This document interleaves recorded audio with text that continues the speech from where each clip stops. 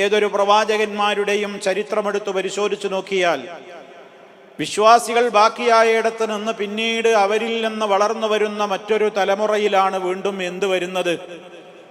ശിർക്കും തോന്നിവാസങ്ങളൊക്കെ വരുന്നത്. നൂഹ് നബി അലൈഹിസ്സലാമിൻ്റെ സമൂഹത്തെ മുച്ചൂടും തകർത്ത് നശിപ്പിച്ചു കളഞ്ഞതിൻ്റെ ശേഷം പിന്നെ ജനങ്ങൾ ശിർക്കിലേക്കും അബദ്ധങ്ങളിലേക്കും പോയപ്പോഴാണ് ഹൂദ് നബി അലൈഹിസ്സലാം വരേണ്ടി വന്നത്. ഹൂദ് അലൈഹിസ്സലാമിൻ്റെ ആദ് ഗോത്രത്തെ തകർത്തെറിഞ്ഞതിൻ്റെ ശേഷം ബാക്കിയായ വിശ്വാസികളിൽ കാലക്രമേണ പിന്നെയും അവരിൽ വ്യതിയാനങ്ങൾ സംഭവിച്ച് അവരും പഴച്ചുപോയപ്പോഴാണ് അവരെ നന്നാക്കാൻ വേണ്ടി സാലിഹ് നബി അലൈഹിസ്സലാം വരേണ്ടി വന്നത്.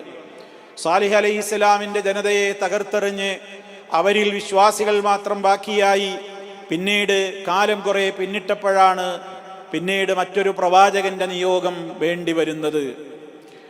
അപ്പോൾ പ്രവാചകന്മാരുടെ കാലഘട്ടത്തിൽ നിന്ന് ജനങ്ങൾ എത്രത്തോളം ദൂരെയാകുന്നുവോ അത്രത്തോളം ജനങ്ങളിൽ വ്യതിയാനങ്ങൾക്ക് ആക്കം കൂടും, വ്യതിയാനങ്ങൾ കൂടുതലായി സംഭവിച്ചുകൊണ്ടിരിക്കും. ഇനി നമ്മൾ പറയാൻ പോകുന്നത് ലൂത്ത് നബി അലൈഹിസ്സലാമിനെ സംബന്ധിച്ചാണ്.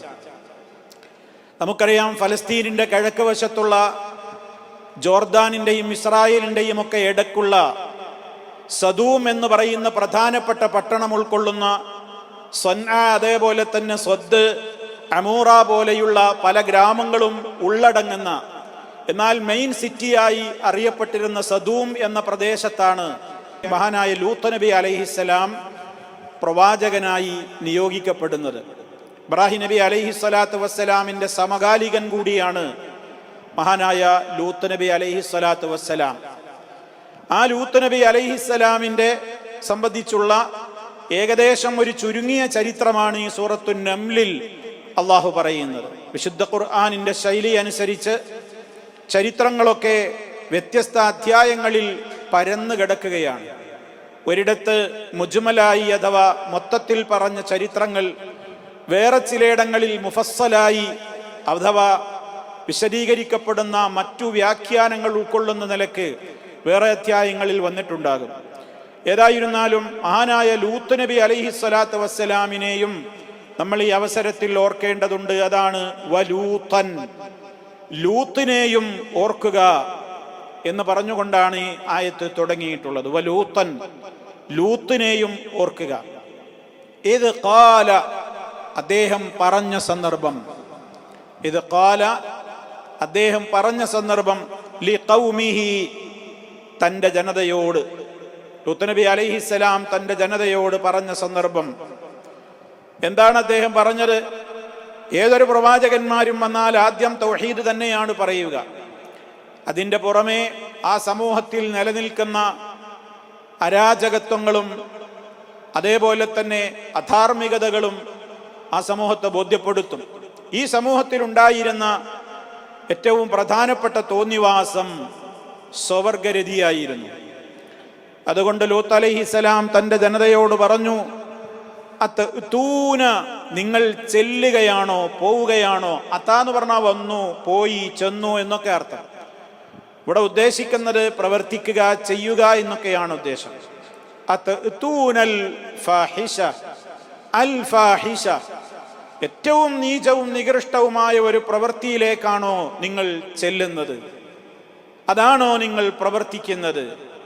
അതാണോ നിങ്ങൾ ചെയ്യുന്നത്? അൽ ഫാഹിഷ കൊണ്ട് ഉദ്ദേശിക്കപ്പെടുന്നത് സ്വവർഗരതിയാണ്. ആ സമൂഹത്തിൽ ഉണ്ടായിരുന്ന അവർക്ക് മുമ്പ് ഒരാളും ചെയ്തിട്ടില്ലാത്ത എന്ന് വിശുദ്ധ ഖുർആനിന്റെ മറ്റു ആയത്തുകളിൽ നിന്ന് മനസ്സിലാക്കാൻ സാധിക്കും. മാ സബഖകും ബിഹാ മിൻ അഹദിൻ മിനൽ ആലമീൻ എന്ന് ലൂത്ത് അലൈഹിസ്സലാം ആ ജനങ്ങളോട് പറയുന്നുണ്ട്. നിങ്ങൾക്ക് മുമ്പ് ലോകത്ത് ഒരാളും ഈ പണി ചെയ്തിട്ടില്ല. അതിൽ നിന്ന് മനസ്സിലാക്കാനുള്ളത്, ഈ വൃത്തികെട്ട രൂപത്തിലുള്ള പ്രവൃത്തിക്ക് തുടക്കം കുറിച്ചത് ലൂത്ത് നബി അലൈഹിസ്സലാമിൻ്റെ നാട്ടുകാരായ സദൂം നിവാസികളാണ്. ഇന്നത്തെ LGBTQ++ എന്നൊക്കെ പറയുന്ന കമ്മ്യൂണിറ്റിയുടെ രണ്ടാമത്തെ അക്ഷരമായ ജിയുടെ ആളുകൾ. എല്ലാം പറയുമ്പോൾ ലെസ്ബിയൻസ് ആണ്, അത് പെണ്ണും പെണ്ണുമാണ്.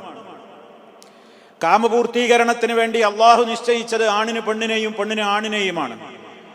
എന്നാൽ ആ നിശ്ചയിക്കപ്പെട്ട പ്രകൃതിക്ക് വിരുദ്ധമായി സമൂഹത്തിൽ പിശാച് തുടക്കം കുറിച്ച കാര്യമാണ് ഈ കമ്മ്യൂണിറ്റി. അതിൻ്റെ ജി എന്ന് പറയുന്ന ഗൈസ്, ആണും തമ്മിലുള്ള രതിസുഖം അനുഭവിക്കുക എന്നുള്ള സ്വവർഗരതി, ആ സമൂഹമാണ് അതിന് തുടക്കം കുറിച്ചത്. ആ അൽഫാഹിഷത്തിലേക്ക് നിങ്ങൾ ചെല്ലുകയാണോ? വഅൻതും തുബ്സിറൂൻ, നിങ്ങൾ കണ്ടുകൊണ്ടിരിക്കെ തന്നെ. വഅൻതും തുബ്സിറൂന, വഅൻതും നിങ്ങൾ, തുബ്സിറൂന നിങ്ങൾ എന്ത് ചെയ്യുന്നു? കാണുന്നു പരസ്പരം. നിങ്ങൾ കണ്ടുകൊണ്ടിരിക്കെ നിങ്ങൾ ആ പ്രവൃത്തി ചെയ്യുകയാണോ? ഇവിടെ എന്താണ് പറഞ്ഞതിന്റെ ഉദ്ദേശം? വഅൻതും തുബ്സിറൂൻ എന്ന് പറഞ്ഞതിന് ഖുർആൻ വ്യാഖ്യാതാക്കൾ രണ്ട് നിലക്ക് വ്യാഖ്യാനം പറഞ്ഞിട്ടുണ്ട്. ഒന്ന്, ഇത് ഏറ്റവും നികൃഷ്ടമായ ഒരു കാര്യമാണെന്ന് നിങ്ങൾക്ക് തന്നെയും ബോധ്യമുണ്ട്. ആ കാര്യത്തെക്കുറിച്ച് കൃത്യമായി നിങ്ങൾ കണ്ടറിഞ്ഞുകൊണ്ടിരിക്കെ തന്നെ നിങ്ങൾ ഈ നീചവും നികൃഷ്ടവുമായ പ്രവൃത്തിക്ക് മുതിരുകയാണോ എന്നാണ് ആ ചോദ്യത്തിന്റെ ഉദ്ദേശം എന്ന് ഒരു വ്യാഖ്യാനം. രണ്ടാമത്തെ ഒരു വ്യാഖ്യാനം, വഅൻതും തുബ്സിറൂൻ, അവർ ഈ നീച നികൃഷ്ടമായ പ്രവൃത്തി ചെയ്തിരുന്നതിൽ മറ പോലും സ്വീകരിച്ചിരുന്നില്ല എന്നാണ്. പരസ്യമായാണ് അവർ സ്വവർഗരതിയിൽ ഏർപ്പെട്ടിരുന്നത്.